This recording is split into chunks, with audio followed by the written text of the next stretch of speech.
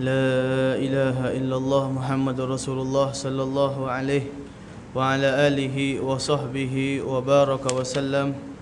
بسم الله الرحمن الرحيم. الحمد لله رب العالمين وبه نستعين على أمور دنيا والدين، والصلاة والسلام على أشرف الأنبياء والمرسلين سيدنا وحبيبنا وشفيعنا وقرة أعيننا رسول الكريم الأمين وعلى آله وصحبه ومن تبعهم بإحسان إلى يوم الدين. اللهم صل وسلم على سيدنا محمد نورك الساري ومددك الجاري واجمعنا به في كل أتوارنا وعلى آله وصحبه يا نور. Alhamdulillah, kita merafakkan setinggi-tinggi syukur dan puji kepada Allah Subhanahu wa taala atas segala nikmat yang Allah berikan kepada kita, atas segala anugerah yang Allah Subhanahu wa taala salurkan kepada kita. Moga-moga Allah Subhanahu wa taala senantiasa menjadikan kita antara orang-orang yang diberikan nikmat dan bersyukur di atas nikmat yang Allah Subhanahu wa taala berikan tadi. La ilaha illallah Muhammadur Rasulullah sallallahu alaihi wa ala alihi wa sahbihi wasallam. Antara nikmat-nikmat yang Allah Subhanahu wa taala karuniakan kepada kita adalah kita ini dipilih oleh Allah untuk solat berjemaah di masjidnya Allah, menghabiskan waktu di antara maghrib dan isyak dalam keadaan ketakwaan kepada Allah Subhanahu wa taala. Ini merupakan sebaik-baik nikmat yang perlu untuk kita syukuri kepada Allah Subhanahu wa taala. Kerana nikmat ini sekiranya kita tidak mensyukuri, ia akan hilang. Akan tapi sekiranya kita telah mensyukuri, ia akan ditambah oleh Allah Subhanahu wa taala. La in syakartum la azidannakum. Sekiranya kamu itu bersyukur, aku akan menambahkan kenikmatan yang telah aku berikan kepada kamu. Ya, alhamdulillah, hari ini tajuk kita dalam berceramah ini adalah berkenaan dengan dalil-dalil yang membolehkan maulid itu diadakan, dan apakah kelebihan berselawat kepada junjungan besar baginda Rasul sallallahu alaihi wa ala alihi wa sahbihi wa baraka wasallam. Hadirin hadirat yang saya hormati sekalian, ramai pada zaman ini mereka tidak memahami suatu perkara tersebut berdasarkan disiplin ilmu. Ramai pada akhir zaman ini mereka tidak ingin untuk mendalami ilmu dengan sebenar-benar pendalaman, namun suka untuk berbual bicara seolah-olah mereka itu berilmu. Sehingga kan perkara-perkara yang telah disepakati oleh jumhur ulama, malah kita boleh mengatakan ijma', bahawasanya perkara tersebut diperbolehkan oleh syariat, datang mereka ini mengatakan tidak boleh dilakukan dengan dalil-dalil yang tidak mampu untuk dicerna oleh akal yang selamat.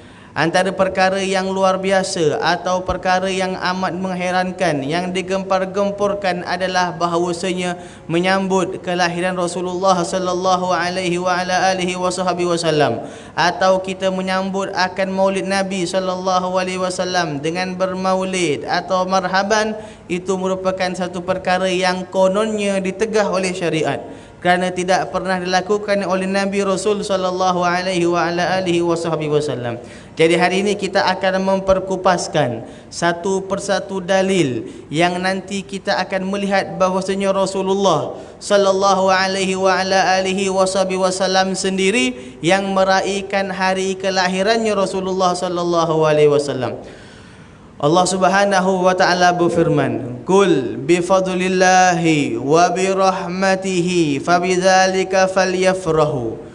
Dan berkatalah wahai Muhammad, dengan anugerah yang Allah berikan, nikmat Islam dan iman, wa bi rahmatihi, dan dengan kerahmatannya, maka bergembiralah kamu.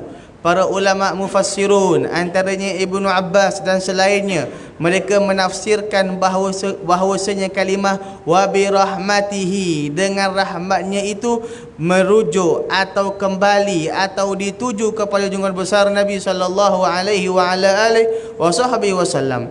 Allah berfirman, maka dengan anugerah Allah dan rahmatnya, iaitu Nabi sallallahu alaihi wa ala alihi wasallam, falyafrahu, maka bergembiralah anda.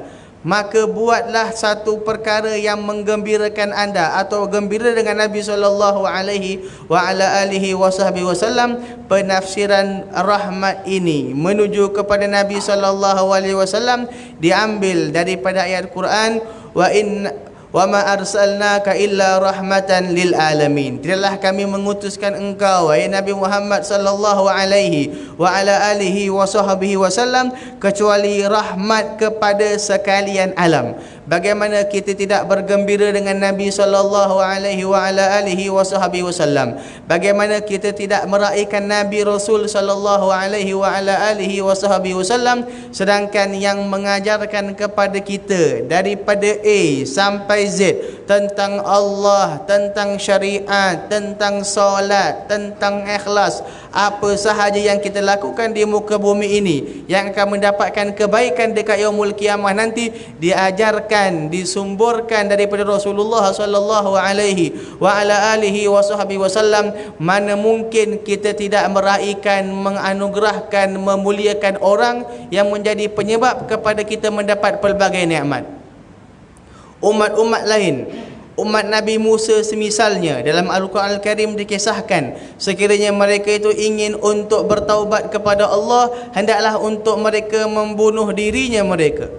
Kita dengan datangnya Rasulullah sallallahu alaihi wa ala alihi wasallam, cara bertaubat kita tidak begitu dahsyat yang akan mengambil nyawa. Sekadar mengambil mengambil uduk, solat 2 rakaat, menghadap kepada Allah, menadah tangan, cukup untuk mendapatkan taubat daripada Allah Subhanahu wa taala.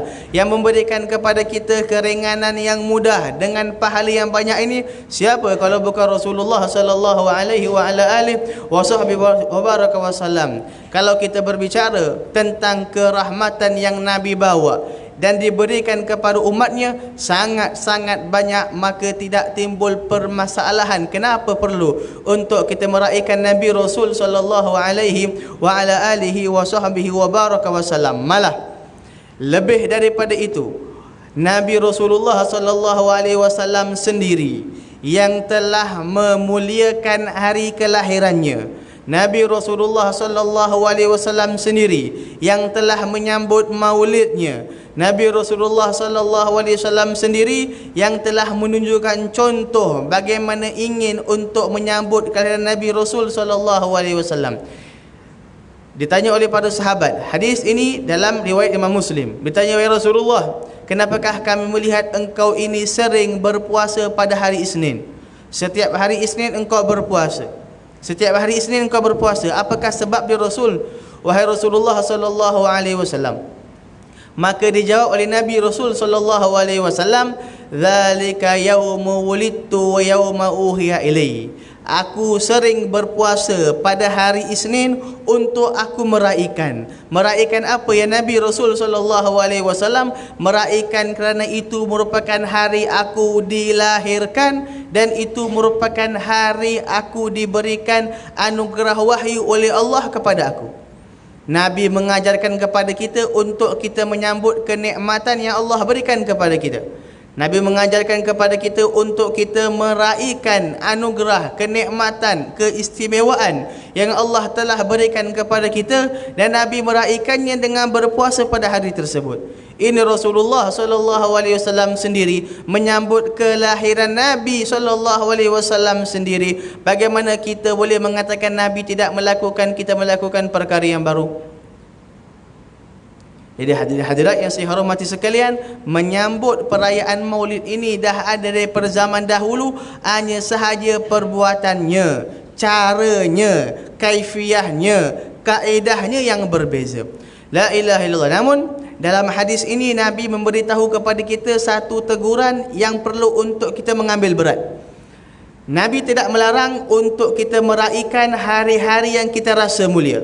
Sama ada hari perkahwinan kita, dipersilakan. Hari lahir kita dipersilakan, hari pernikahan kita dipersilakan, anak kita berkhitan dipersilakan, anak kita kahwin dipersilakan, raikan, tak jadi masalah.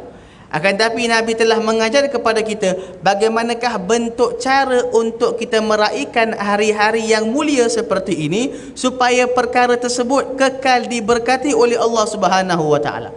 Nabi meraihkan hari kelahirannya dengan berpuasa kepada Allah Subhanahu wa taala, meraihkan suatu benda dengan perkara-perkara yang menarik rahmat Allah kepada kita, bukan dengan menarik kemurkaan Allah kepada kita. Hari ini ramai melakukan pelbagai acara, daripada perkahwinannya, daripada birthday-nya. Adakah pengisian dalam majlis-majlis seperti tersebut diisikan dengan perkara-perkara yang menarik rahmat Allah, atau diisikan dengan perkara-perkara yang menarik kemurkaan Allah Subhanahu wa taala? Kalau kita memulakan perkahwinan anak kita dengan perkara-perkara yang tak diredai oleh Allah Subhanahu wa taala, dengan bercampurnya, dengan dandutnya, bagaimanakah akan diberkati perkahwinan anak kita? Kita inginkan perkahwinan mereka tersebut diberkati oleh Allah kekal sampai hujung nyawa, tapi kita mulakan perbuatan tersebut dengan perkara-perkara yang menarik kemurkaan Allah. Mana mungkin perkara atau perkahwinan tersebut diberkati oleh Allah Subhanahu wa taala. Sama juga daripada hari jadinya, daripada khitannya, isikan perkara-perkara tersebut dengan benda-benda yang menarik rahmat Allah, seperti maulidnya, barzanjinya, marhaban, baca yasin, tahlil, supaya benda tersebut diberkati oleh Allah Subhanahu wa taala. Dan ini jugalah perkara-perkara yang dilakukan oleh nenek moyang datuk kita. Kalau tanya kepada orang-orang dahulu, kalau mau perkahwinan, dibaca apa? Barzanji atau marhaban.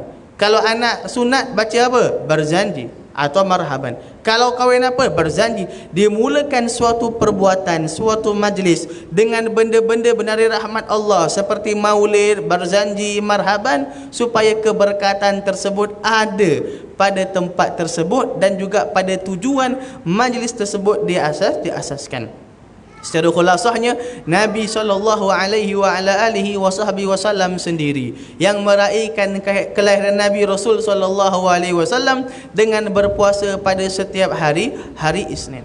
Nanti orang akan datang bertanya kepada kita, ya, Nabi meraihkan dengan berpuasa, anda meraihkan dengan suatu benda yang Nabi tak pernah buat. Anda meraihkan dengan berqasidah, anda meraihkan dengan membaca maulid, anda meraihkan dengan nanti makan-makan dan sebagainya. Perkara-perkara seperti ini tidak pernah dilakukan oleh Nabi Rasul SAW, namun anda melakukan.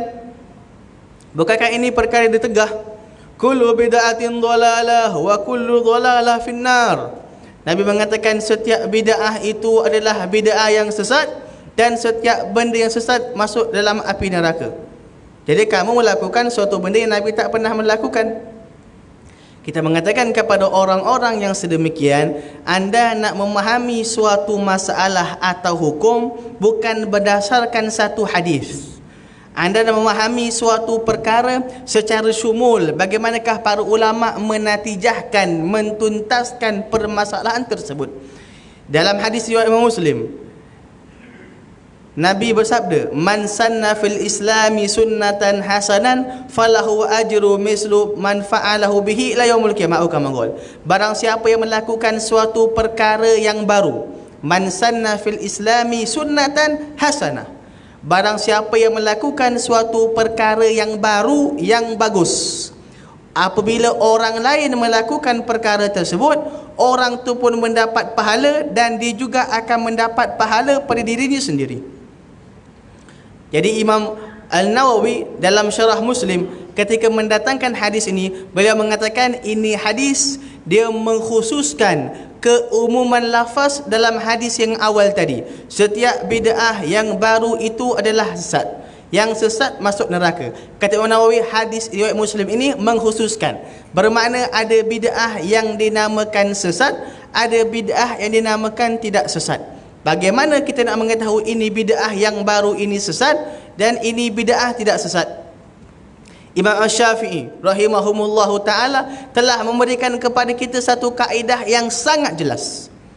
Pegang kaedah ini sampai bila-bila. Beliau mengatakan al-bid'atu bid'atan. Bid'ah itu terbahagi kepada dua. Ada yang hasanah, ada yang dalalah.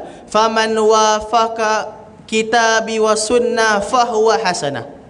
Wa man khalafal kitabi wa sunnah fahuwa dalalah. Bid'ah benda baru ni, lihat. Kalaulah intipati perbuatan tersebut ianya bersumberkan kepada Al-Quranul Karim, bersumberkan kepada hadis Nabi SAW, bersumberkan kepada perbuatan-perbuatan sahabat atau tabi'in, tidak melanggar daripada garis panduan syariat, maka itu bid'ah yang terpuji, diperbolehkan, tak jadi masalah. Namun kalau ada benda baharu yang mana perbuatan tersebut dia melanggar garis panduan syariat daripada Al-Qurannya, sunnah Nabi, qiyas, ijma' ulama', baru dikatakan dolalah, itu yang tertolak. Apa bukti dia? Bukti dia kita lihat pada perbuatan sahabat. Hadirin, tuan-tuan, puan-puan, tidak ada orang yang lebih memahami kalam Nabi. Tak ada orang yang lebih memahami syariat yang diturunkan lebih daripada para sahabat. Mereka hidup bersama Nabi, belajar daripada Nabi, faham dengan cara Nabi. Ini sahabat radhiyallahu taala anhum pun melakukan perbuatan-perbuatan yang tak dilakukan oleh Nabi Rasul sallallahu alaihi wasallam. Sahabat, sahabat. Sayyidina Abu Bakar Siddiq radhiyallahu taala anhu, beliau merupakan orang pertama yang mengumpulkan Al-Quranul Karim dalam satu buku. Yang kita baca sekarang ni, mushaf. Zaman Nabi ada begitu? Ya, tidak ada. Sama ada dibaca melalui hafalan atau melalui ditulis pada tulang atau kulit haiwan, atau apa nama dia, kulit kayu, bas. Secara mushaf tidak ada. Kemudian dikumpulkan oleh Sayyidina Abu Bakar Siddiq, yang mana pada zaman tu Sayyidina Umar ada, Sayyidina Uthman ada, Sayyidina Ali ada. Tidak ada seorang pun yang membuka mulut mengatakan ini tidak baik lah. Kenapa? Kerana sumbernya perbuatan tersebut memberi kebaikan dan tidak ada menyanggah daripada syariat, maka diperbolehkan. Sayyidina Umar radhiyallahu taala anhu, yang mana Sayyidina Umar ni makruf, kalau kita baca kepribadian beliau, tidak ada satu benda pun yang ingin untuk menghancurkan agama atau merosakkan agama, kecuali beliaulah orang pertama yang mengeluarkan pedangnya ingin untuk membunuh orang tersebut. Sangat menjaga syariat. Beliau, Sayyidina Umar ini pun melakukan bid'ah. Oh, apa bid'ah lakukan beliau? Kita solat setiap hari Ramadan secara berjemaah 20 rakaat. Ini zaman Nabi, Nabi pernah solat dengan sahabat beberapa kali selama 20 rakaat. Kemudian Nabi tidak solat bersama sahabat kerana takut benda tu difardukan kepada umat ini, maka Nabi solat secara sendiri. Kemudian berterusan keadaan solat tarawih secara bersendirian 20 rakaat sahabat Sayyidina Umar, Sayyidina Abu Bakar Siddiq. Datang zaman Sayyidina Umar, beliau melihat kenapa solat yang sama dilakukan oleh semua orang perlu berpecah-pecah. Kumpulkan dengan seorang imam, yang lain menjadi makmum di solat. Apabila melihat perbuatan tersebut, semua orang solat berimamkan pada suatu imam dan semua orang menjadi makmum, kata Sayyidina Umar, ini lafaz Imam Bukhari dalam hadis Marwahi, dia mengatakan ni'matul bid'ah hazih, sebaik-baik bid'ah adalah perkara ini. Nabi tak pernah buat, tapi kita buat, tapi benda ni bagus, digelar sebagai bid'ah, tapi bid'atul hasanah, sebab membawa kepada apa dia? Kebaikan. Ini Sayyidina Umar. Sayyidina Uthman radhiyallahu taala anhu, ini semua khulafa ar-rasyidin ni, sahabat Nabi yang besar. Kita hari Jumaat, hari ni hari Jumaat kan, tadi azan Jumaat berapa kali? Sekali ke, dua kali ke, tiga kali? Dua kali. Zaman Nabi, zaman Sayyidina Umar, Sayyidina Abu Bakar Siddiq, tak ada kecuali azan satu sahaja. Azan, khatib atas mimbar, solat. Zaman bila dimunculkan dua azan ini? Zaman Sayyidina Uthman. Apa sebab dia? Kerana apabila umat Islam telah luas kawasan jajahannya, orang tinggal berjauhan, maka azan pertama untuk menandakan bahawasanya waktu telah masuk. Azan kedua dilaungkan, dimunculkan untuk bagi tahu ini waktu khutbah dan nak masuk ni. Cepat masuk dalam apa dia? Masjid. Zaman Nabi tak ada. Dibuat oleh para sahabat kerana ada kemaslahatan dan tidak bercanggah dengan apa nama dia? Bercanggah dengan Al-Quran Al-Karim wala hadis Nabi SAW. Sayyidina Ali bin Abi Talib, sepupu Nabi, menantu Nabi. Nabi mengatakan ana madinatul ilmi wa alibabuha. Aku ni merupakan kota ilmu dan pintu bagi kota ini adalah Ali. Beliau melakukan apa? Beliau mengasaskan satu kaedah, satu hukum hakam yang tak ada sebelumnya. Hukum hakam burah dipanggil. Hukum hakam orang-orang yang keluar daripada kepimpinan yang sah. Diasaskan oleh siapa? Sayyidina Ali. Zaman Nabi tak ada. Zaman sahabat tak ada. Umar bin Abdul Aziz, yang mana dibilang sebagai khalifah yang adil, memiliki atau menguasai tenteranya atau kekuasaannya 2 tahun setengah. Namun mala'al ardu bil adli wal qist. Dia telah memenuhkan tanah jajahannya dengan keadilan dan juga dengan saksama. Ini Umar bin Abdul Aziz. Beliau telah melakukan satu benda yang tak lakukan oleh Khulafaur Rasyidin, wala Nabi wala sahabah. Apa dia? Mihrab. Mihrab yang ada bulat ni, zaman Nabi ada? Tak ada. Siapa yang melakukannya? Umar bin Abdul Aziz. Kenapa mereka boleh melakukan suatu benda baru? Kerana mereka faham hadis Nabi berkenaan dengan bid'ah dolalah adalah perkara-perkara yang bercanggah dengan Al-Quran atau hadis, atau benda-benda yang membawa kepada apa dia? Maksiat. Ini bid'ah. Sekarang kita baca maulid ini, bid'ahnya di mana? Kita membaca sirah Nabi Rasul SAW, adakah itu bid'ah? Konten maulid kita baca itu apa dia? Sirah Nabi Rasul SAW. Berkata Sayyidina Ali Zainal Abidin, Ali Zainal Abidin Ibni Husain Ibni Ali bin Abi Talib, cucunya atau cicit Nabi Rasul SAW. Dia mengatakan, kunna na'lamu maghazi Rasul SAW kama na'lamu surah min suwaril Quran.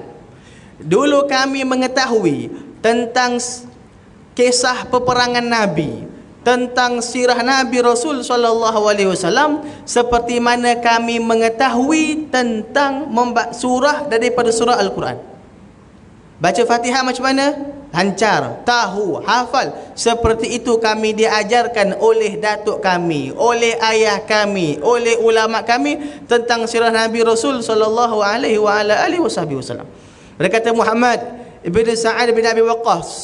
Sa'ad bin Abi Waqqas sahabat yang ulung, antara orang pertama masuk Islam, antara orang pertama yang melemparkan panah dalam peperangan dekat Islam, antara orang yang dijamin masuk syurga. Ada anak dia, Muhammad bin Abi Waqqas. Dikatakan abi wa alimna maghazi Rasul sallallahu alaihi wasallam. Dulu ayah kami mengajarkan kepada kami tentang peperangan Nabi, tentang sirah Nabi, tentang Nabi sallallahu alaihi wasallam. Wa yaqul, dan dia mengatakan, hadza ma'athiru abaikum fala tudayyuha. Ini yang aku ajarkan kepada kamu ni peninggalan. Ini merupakan rahsia. Ini merupakan khazanah datuk-datuk atau ayah-ayah kamu. Jangan kamu menghilangkannya, jangan kamu merosakkannya, jangan kamu tidak ambil peduli pada perkara tersebut. Apakah harta mereka? Duit? Rumah? La. Sirah Nabi Rasul sallallahu alaihi wa ala alihi wa sahbihi wa baraka wasallam. Ada orang dia allergic dengan nama maulid, tak ada masalah. Kita tukarkan nama, membaca sirah Nabi. Nak datang, tafadhal. Inda ahli sunnah wal jamaah la musyahatu fil asma. Tidak ada permasalahan pada nama. Nama nak letak apa nama sekalipun, letaklah. Yang penting dilihat pada intipatinya, kandungannya, kontennya apa. Selagi mana itu menceritakan tentang sirah Nabi Rasul SAW, maka tidak menjadi masalah. La ilaha illallah SAW. Yang kedua, apakah yang ada dekat maulid ini sehingga dikatakan apa nama dia bid'ah? Dia katakan kamu membaca qasidah. Ini qasidah tuan-tuan puan-puan, bukan benda baru. Bukan benda baru. Zaman Nabi Rasul SAW, Nabi pernah memberikan satu khabar gembira kepada sahabat yang ingin untuk berqasidah tentang Nabi SAW. Apa khabar gembiranya? Datuk Sayyidina Abbas. Sayyidina Abbas ni siapa? Pakcik Nabi. Tapi mereka ni berada pada umur yang samalah. Cuma keturunan pangkatnya pakcik. Tapi umur lebih kurang sama. Dan Nabi dan Sayyidina Abbas pernah menyusu dengan perempuan yang sama. Tak silap saya, Suwaibatul Aslamiyah. Jadi mereka sambil pakcik dengan anak buah, juga adik-beradik susuan. Falhasil, datang Abbas, dia kata, Rasulullah, ini uridu amdahuka, aku ni ingin untuk memuji engkau Rasul sallallahu alaihi wasallam.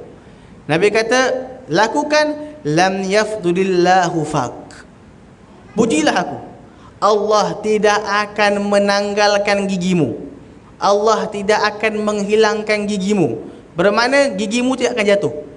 Dan kata usrahul hadis, dan tabaan, secara hakikatnya Abbas ini dia telah berumur panjang sampai 100 tahun dan tak tanggal walau satu butir gigi, tak tanggal.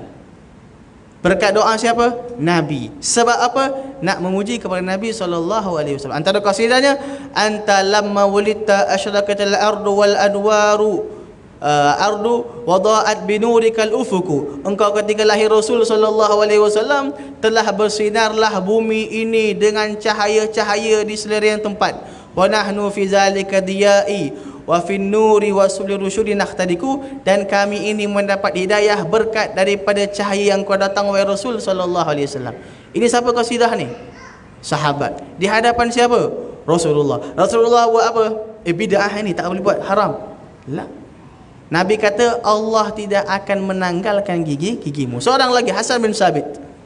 Hasan bin Sabit, seorang antara penyair yang ma'ruf. Beliau ini setelah wafat Nabi SAW melontarkan kasidahnya, syairnya dekat dalam masjid. Masuk Sayyidina Umar. Dia masuk dekat masjid, dia melihat ada syair. Dia pun pandang. Bila dia pandang, Hasan bin Sabit tahu Umar sedang pandang kepada dia. Dia kata, wahai Umar, aku pernah melakukan perkara seperti ini ketika adanya orang yang lebih baik daripada engkau. Siapa? Rasulullah SAW. Zaman Nabi aku dah baca syair dekat masjid Nabi. Kau jangan pandang aku macam tu. Sayyidina Umar pandang kepada Sayyidina Abu Hurairah. Betulkah apa yang diperkatakan tadi? Kata Abu Hurairah, na'am. Malah Nabi pernah mendoakan dia, Allahumma ayyiduhu biruhil kudus. Wahai Allah, bantulah Hasan bin Sabit ini ketika dia melontarkan syair untuk Islam, melontarkan syair untuk agama, melontarkan syair untuk Nabi. Ayyaduhu biruhil kudus, bantulah untuk sampaikan syair tersebut pada hati-hati orang yang benci kepada Islam dengan bantuan daripada malaikat Jibril. Ini Nabi doakan sahabat ini, melontarkan syair memuji qasidah kepada Nabi Rasul sallallahu alaihi wa ala alihi wasallam. Dan antara qasidah yang termasyhur yang dinisbahkan kepada Hasan bin Sabit adalah apa nama dia? Wa antalamma wa ahsanu minka lam talidin nisa'u. Qasidah yang ma'ruf, yang apa nama dia, yang biasa dibacakan itulah apa nama dia qasidah tu, daripada selalu orang baca daripada orang Mesir membaca qasidah tersebut. Falhasil, beliau juga melontarkan qasidah kepada Nabi Rasul sallallahu alaihi wa ala alihi wasallam, malah dibantu, malah disokong oleh Nabi. Sekarang datang pertanyaan. Orang mengatakan, kami ni tak lalang anda qasidah. Cumanya Nabi pernah sabda, la tatruni kama atra'at an-nasara Isa bin Maryam. Jangan kamu melebih-lebih memuji kepada aku seperti mana orang Nasrani memuji kepada Nabi Isa bin Maryam. Nabi sabda, hadis sahih, hadis sahih. Kami melarang kamu untuk qasidah sebab benda ini. Jawapan untuk percakapan seperti ini yang dia seolah-olah cakap benda yang betul, hakikatnya dia tak faham apa yang kita lakukan, dah dijawab oleh Imam Busiri. Dalam kita baca qasidah Burdah, dalam Busiri dah jawab. Dia mengatakan, da' mada'athun nasara fi nabiyihimi wahkum bima syi'ta madhan fihi wahtakimi fansub ila dhatihi ma syi'ta min syarafin wansub ila dhatihi ma syi'ta min idami. Apa maksud dia? Da' mada'athun nasara fi nabiyihimi. Apakah orang Nasrani buat kepada Nabi Isa? Mereka bukan sekadar memuji, tidak. Memuji diperbolehkan, tak jadi masalah. Mereka memuji sehingga menjadikan Nabi Isa sebagai Tuhan. Mereka memuji sehingga mengangkat kedudukan Nabi Isa sebagai hamba dan Rasul sampai kepada apa? Kepada Tuhan. Itu yang dilarang.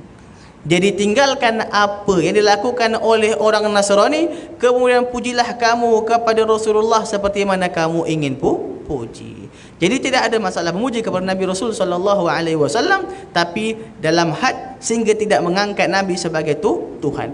Jadi kita kata tadi baca maulid boleh, baca sirah Nabi boleh, berqasidah boleh, berselawat boleh. Apa lagi? Memuji Nabi boleh. Kenapa semua ni boleh tapi kalau kumpul dekat maulid menjadi bid'ah? Jadi hakikatnya perkara seperti ini tidak ada masalah, malah diperbolehkan. Dan sebentar nanti kita akan membaca maulid dan qasidah dan juga memuji kepada baginda sallallahu alaihi wasallam.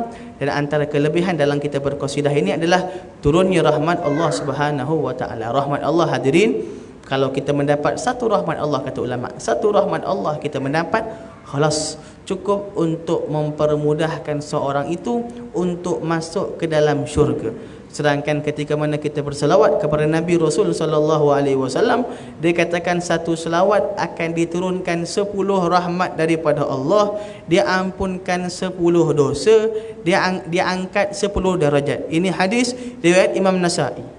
Satu selawat 10 rahmat, 10 dosa dihapuskan, 10 darajat diangkat oleh Allah Subhanahu wa taala. Dan yang menjadi kita punya panduan dalam berselawat kepada Allah, kepada baginda Rasul sallallahu alaihi wasallam adalah Allah Subhanahu wa taala sendiri. Tidak ada satu perbuatan walau satu pun yang Allah suruh kepada hamba-Nya untuk melakukan, Allah lakukan terlebih dahulu selain daripada selawat. Allah suruh untuk kita bersolat, Allah tidak bersolat. Untuk kita zakat, Allah tidak melakukannya. Haji dan sebagainya. Tapi ketika mana Allah ingin untuk menyuruh kita berselawat, Allah telah menunjukkan contoh pada diri zatnya yang suci daripada segala kekurangan tersebut. Dan juga malaikat baru mengajak kita untuk berselawat. Innallaha wa malaikatahu, Allah dan malaikat yusalluna ala nabi, berselawat ke atas Nabi. Ya ayyuhalladzina amanu, wahai orang beriman, kalau kamu ingin kemuliaan tersebut, kemuliaan ternisbah kepada malaikat dan perbuatannya Allah, sallu alaihi wa sallimu taslima, maka selawatlah kamu ke atas baginda Rasul sallallahu alaihi wasallam dan selawat dan salam ke atas Nabi sallallahu alaihi wa ala alihi wasallam. Dalam hadis lain, ketika mana orang tanya, sahabat tanya, Rasulullah, aku ni banyak berselawat kepada engkau, berapa agak-agak amount yang perlu aku buat setiap hari? Nabi mengatakan, ma syi'ta, apa yang kau suka. Kau nak buat 2,000 ke 3,000 ke, ikut suka kau. Kata Rasulullah, kalau begitu aku jadikan 1/3 hari aku ni semua dengan salawat, 1/4 hari aku semua dengan salawat. Nabi kata, maksyd, ikut suka engkau, fa in zitta fa huwa khairul laka, kalau engkau menambahkan daripada 1/4 hari itu, tambah, itu lagi bagus daripada engkau. Ya Rasulullah, sekiranya begitu aku jadikan 2/3 atau separuh daripada hari aku ni berselawat kepada engkau. Nabi mengatakan, maksyd, ikut suka engkau. Fa in zitta fa huwa khairul laka, kalau engkau tambah maka itu lagi bagus kepada engkau. Maka Rasulullah, kalau begitu aku jadikan 2/3 waktu aku semua selawat kepada engkau. Nabi kata sama juga, ya Rasulullah, aku jadikan semua waktu aku ni selawat kepada engkau. Nabi kata, izan tughfahammuk wa tughfar dzambuk, kalau engkau jadikan rutin engkau hanya selawat kepada aku, banyak selawat kepada aku, engkau akan ditutupkan segala kegelisahan duniamu dan engkau akan diampunkan segala dosamu. Jadi selawat ini bukan sahaja memberi manfaat dekat dunia, dekat akhirat nanti, dengan diangkat dosa, diampun dosa, malah manfaat duniawi juga kita dapat. Dengan apa? Ditutup segala kegelisahan yang ada dalam diri kita ini. Jadi nanti kita berselawat dengan penuh penghayatan dan juga dengan penuh pengharapan, moga-moga Allah Subhanahu wa taala yang telah membasahkan lidah kita ini dengan selawat kepada Nabi, yang telah jadikan telinga kita ini selawat kepada Nabi, moga-moga mata kita dikurniakan untuk lihat kepada Nabi Rasul sallallahu alaihi wasallam. Kita berdoa kepada Allah Subhanahu wa taala, moga-moga hati kita ini tidak terisi kecuali dengan kecintaan kepada Allah dan juga Rasulnya, yang mana itu merupakan petanda iman seseorang yang paling tinggi. Dan kita juga berdoa kepada Allah Subhanahu wa taala, moga-moga kita, ahli keluarga kita, orang-orang yang kita sayang ini tergolong daripada golongan orang-orang yang sentiasa membasahkan lidah memuji kepada Allah, berzikir kepada Allah, muji kepada Nabi sallallahu alaihi wa ala alihi wasallam. Dan moga-moga dengan pujian tersebut kita tergolong daripada golongan orang yang merasa lazat dengan keimanan dan juga merasa pahit ketika melakukan kemaksiatan, insya-Allah. Wa sallallahu ala sayyidina Muhammad wa ala alihi wa sahbihi wasallam walhamdulillahi rabbil alamin. Azan dah. 1 minit lagi. Azan. Alhamdulillah. Minta maaf kalau terpanjang dan sebagainya.